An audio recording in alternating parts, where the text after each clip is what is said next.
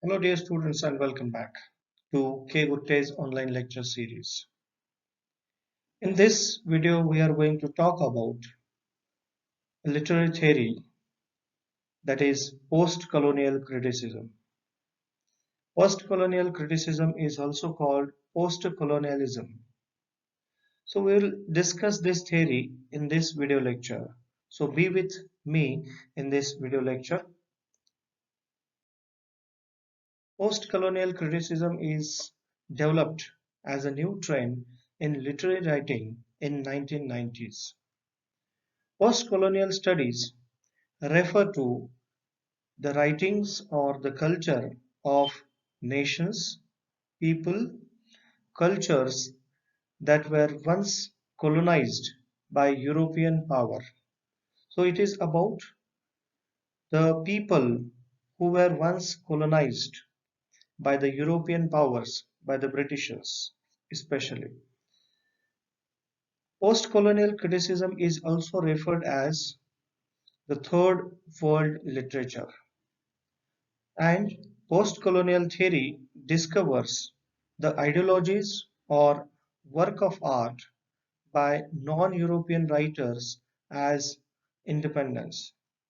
So this theory is about the work of art by non-European writers.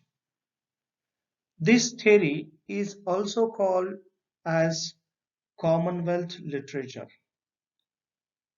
So this theory calls the work of art by non-European writers as a Commonwealth literature.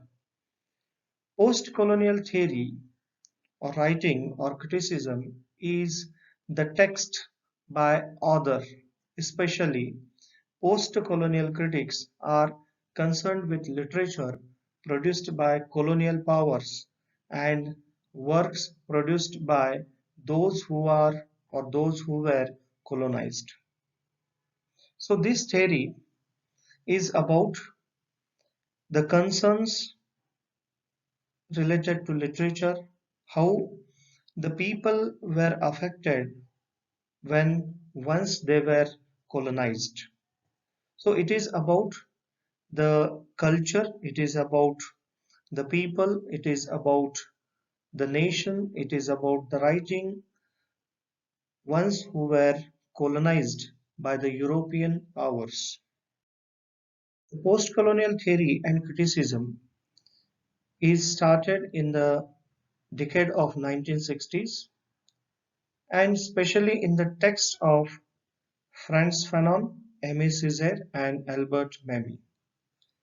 Post-colonial theory and criticism is a vast concept, and this theory is expanding its roots in different disciplines like film and cultural studies, language and religion, art and architecture, education system and curriculum, diaspora and multiculturalism, feminism, historiography, fundamentalism, environmentalism, and in the field of globalization. Postcolonialism is an intellectual direction that exists since around the middle of 20th century. It developed from and mainly refers the time after colonialism. The post-colonial direction was created as colonial countries became independent. So this post-colonialism is an intellectual direction, is also called an era or post-colonial theory that exists around in the middle of 20th century. And it developed from and mainly refers the time of especially the time after colonialism, and the post-colonial direction was created as colonial countries became independent. Moreover, the authors included in the canon after reinforce colonial hegemonic ideology such as Joseph Conrad's Heart of Darkness. Western critics might consider Heart of Darkness as an effective critique of colonial behavior. So we can identify colonial behavior of colonizers in Joseph Conrad's Heart of Darkness. We can identify the imperialism of European countries in Joseph Conrad's Heart of Darkness.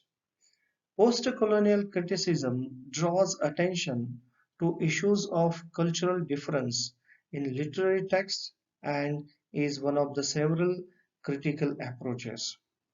So, this theory draws attention, especially the issues of cultural differences.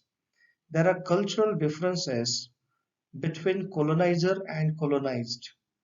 So they have the identity crisis because of the cultural differences.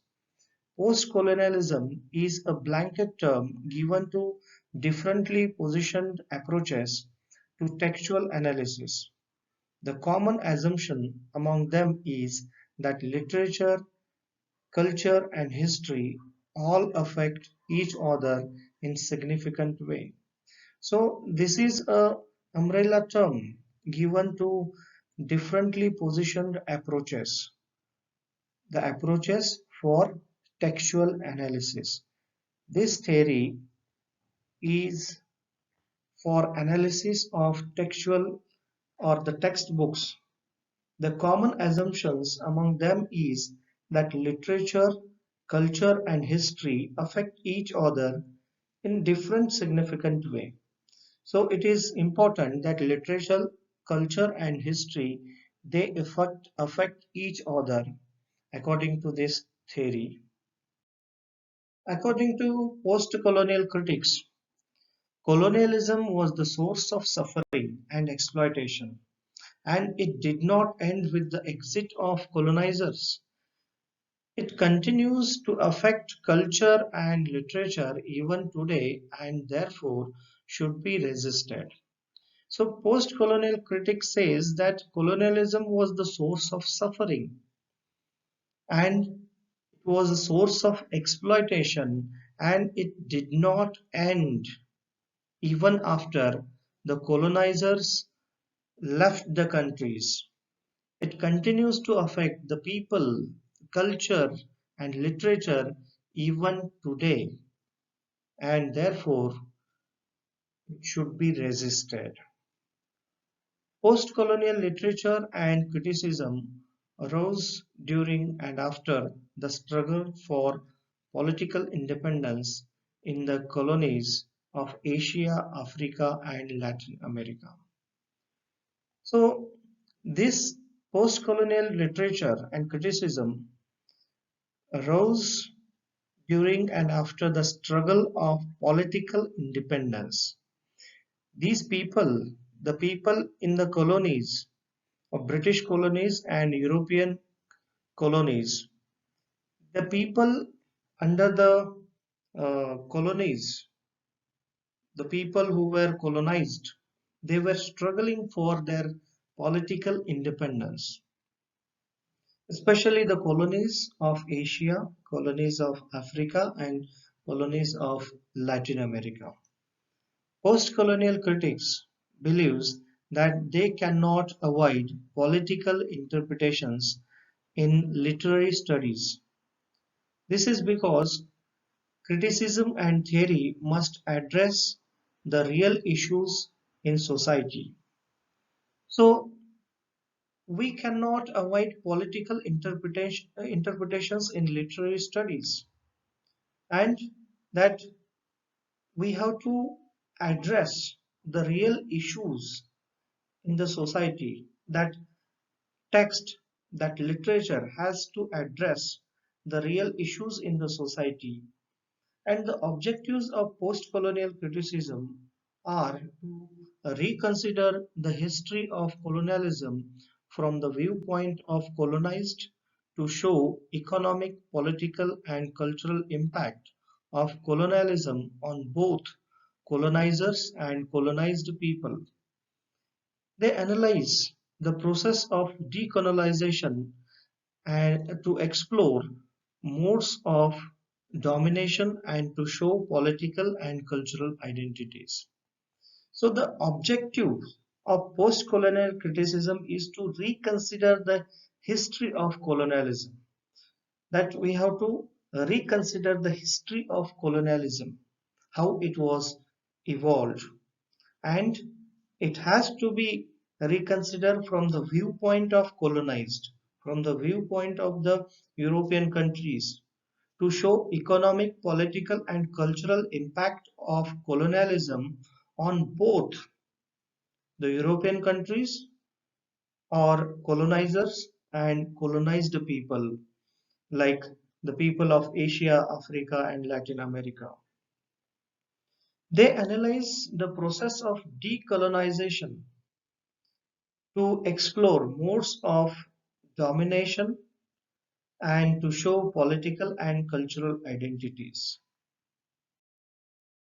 Post-colonial criticism deals with multiple identities. So it deals with multiple identities created by gender, ethnicity, class, and race. Frantz Fanon can be considered the earliest post-colonial critic. He used psychoanalytic theory to investigate the conditions of black people. So Frantz Fanon is supposed as the earliest post-colonial critic because he used psychoanalytic theory to investigate the conditions of colonized, especially black people. After Frantz Fanon, Edward Said has influenced post-colonial theorists. His landmark test, Orientalism, there can be a MCQ, who is the author of Orientalism? The answer will be Edward Said.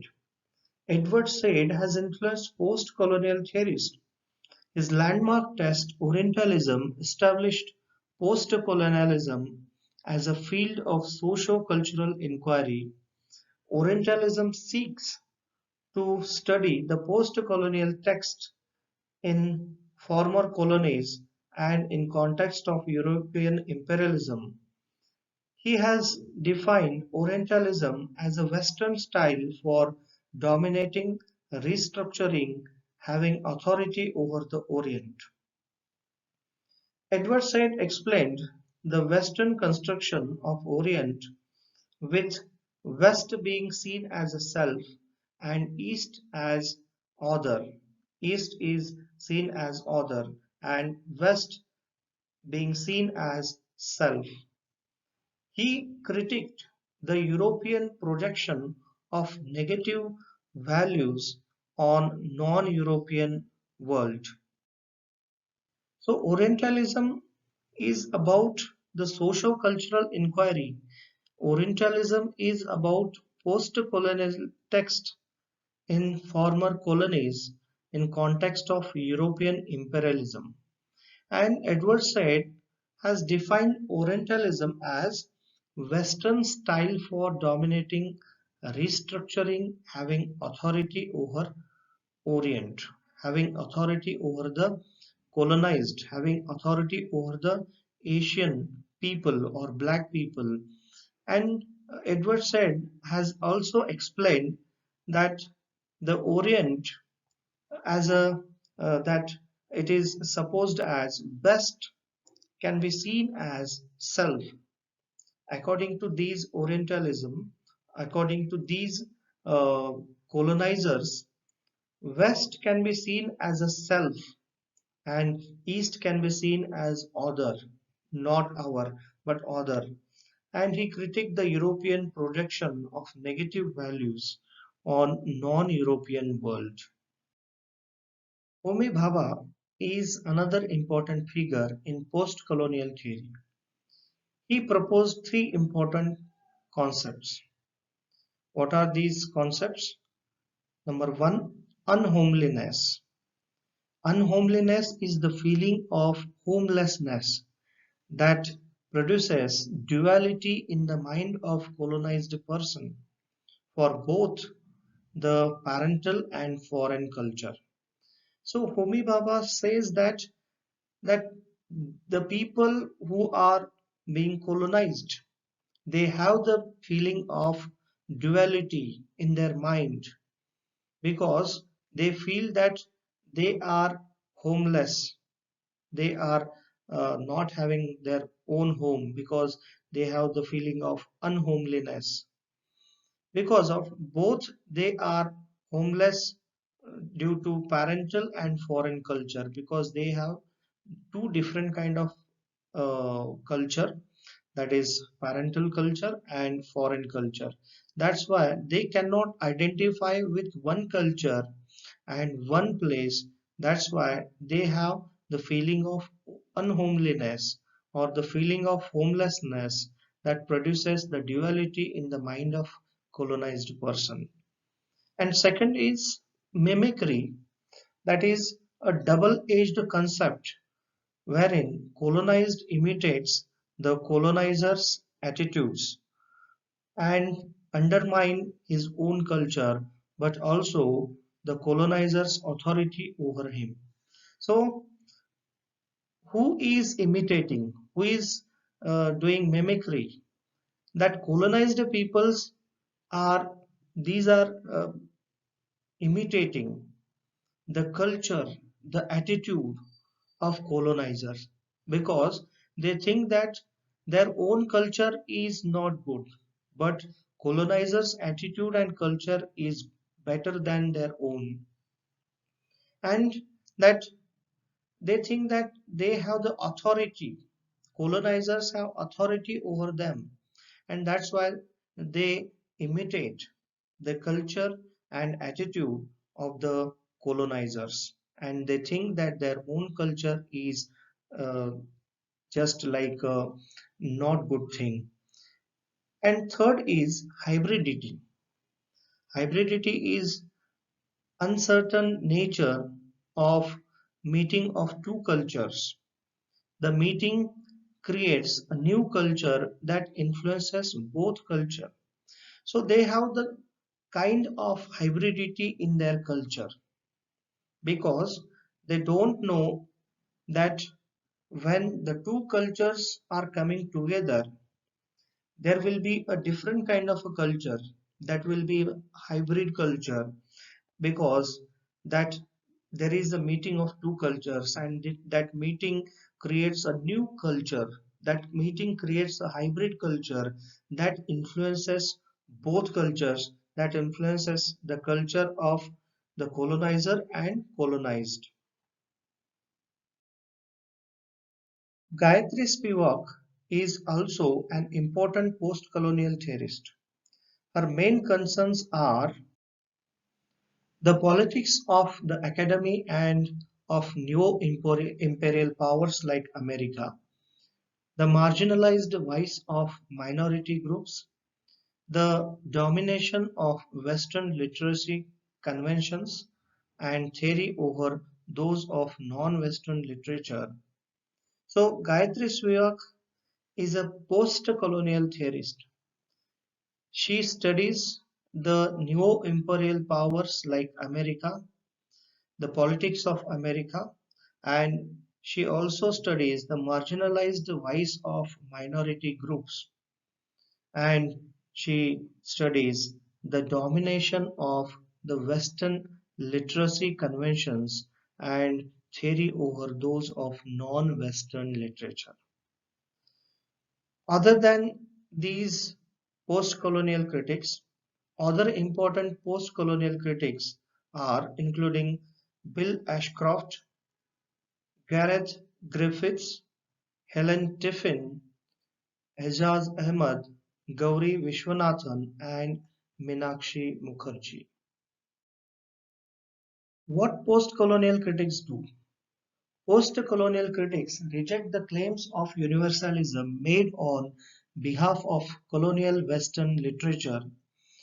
So they reject the universalism, the claims of universalism, what it claims on behalf of colonial Western literature, and they seek to show the limitations of their universalism of outlook, especially its general inability to emphasize across boundaries of culture and ethnic difference.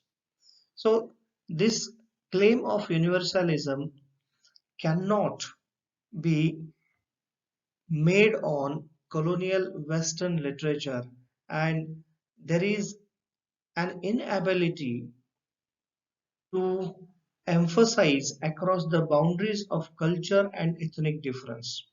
So, this colonialism and the claims of this universalism cannot emphasize, cannot cross the boundaries of culture and ethnic difference. And they examine the representation of other culture in literature as a way of achieving this end. They also examine the representation of other culture, the culture of the colonized people in literature, and they show how such literature is often evasively and culturally silent on matters concerned with colonization and imperialism. So, this type of literature, the literature of authors, sometimes is silent on the matters of colonization and imperialism. Post-colonial critics foreground questions of cultural difference and diversity, and they examine their treatment in relevant literary works.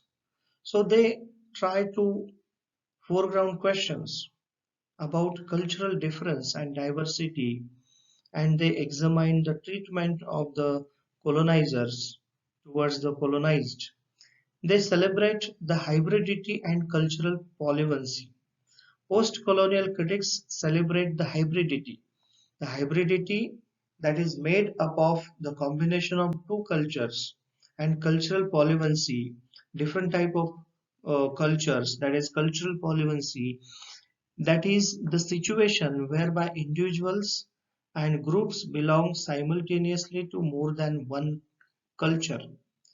Obviously, the people who are in touch of more than one culture, there will be the hybridity or there will be the cultural polyvalency, and they try to celebrate this hybridity.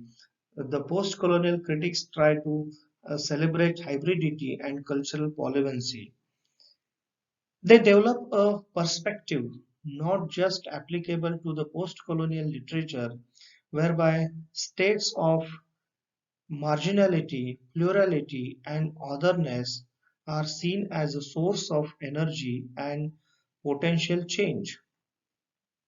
So these post-colonial critics, they try to uh, find the marginality, plurality, and otherness as a source of energy and potential change, because of this marginality and plurality and otherness, there may be a type of revolting nature that will enable them to write about it, and there will be the energy or the potential change, a source of potential change.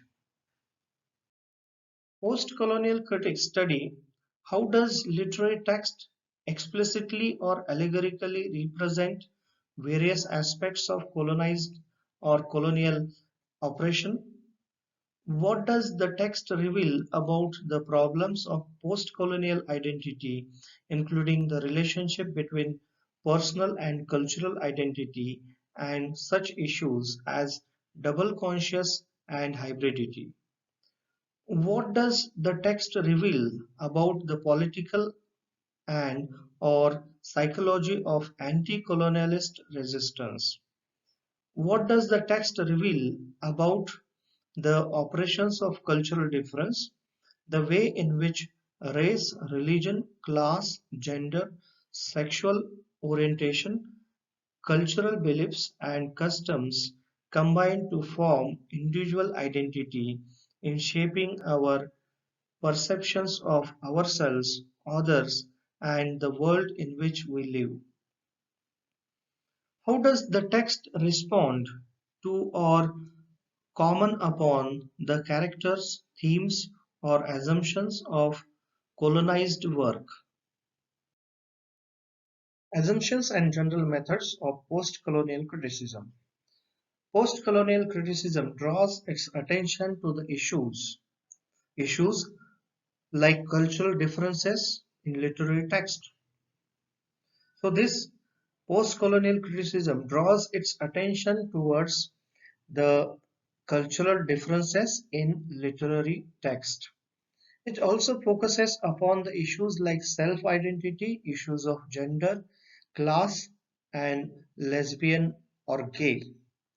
The post-colonial criticism focuses upon emphasis on duality or the hybrid identities because the people they come in contact with dual culture or the polyculture, and that's why there is a hybrid identity. They forget their identity, or sometimes they think that the other culture or the culture of the European people is better than their own culture. So there is the duality or the loss of identity or the hybrid identities. And they also focus upon the cross-cultural interactions. They try to study the cross-cultural uh, cross-cultural interactions. And post-colonial criticism studies the literature written by Indian English writers, Black African writers, Caribbean writers, Asian writers, and minority religions, that may be Dalit literature or Black literature. Post-colonial criticism seeks to understand how oppression and identity crises have occurred during the colonial rule. So this criticism tries to understand how oppression or how identity crisis have occurred during the colonial rule. And post-colonial studies or post-colonial criticism analyzes the literary representation by colonizer or colonized. So they try to study the literary representation by colonizer or colonized. The novel A Passage to India, that is written by E.M. Forster, is the best example of post-colonial text to be studied or criticized. In this novel, the writer faithfully depicts the colonized Indian people. So this is one of the examples. Passage to India by E.M. Forster. This is the best example of post-colonial text to be studied in this view of post-colonial criticism. And this novel represents or depicts the colonized Indian people faithfully. The major post-colonial critics and their works are Edward Said and his text Orientalism, that has been written in 1978. Edward says another text is Culture and Imperialism, that had been written in 1994. Then Camus Brathwaite, he had written the book The History of Voice in 1979.